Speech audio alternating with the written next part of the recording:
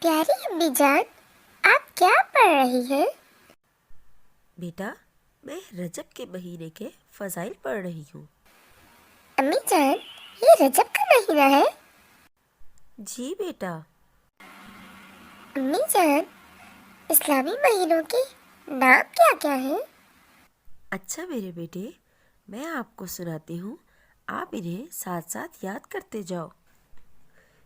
اسلامی سال کا پہلا مہینہ ہوتا ہے محرم الحرام۔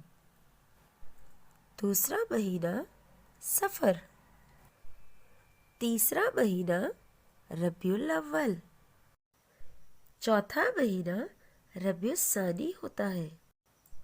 پانچواں مہینہ جمادی الاول۔ چھٹا مہینہ جمادی الثانی۔ ساتواں مہینہ رجب۔ آٹھواں مہینہ شعبان المعظم۔ نواں مہینہ رمضان المبارک۔ اور 10واں مہینہ ہوتا ہے شوال کا، جس میں ہم عید مناتے ہیں۔ 11واں مہینہ ذی القعدہ ہوتا ہے۔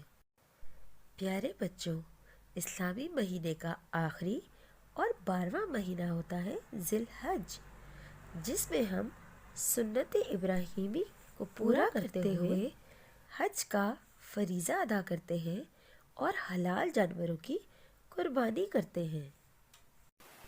امی جان، میں یہ سارے نام اب اچھی طرح یاد رکھوں گا۔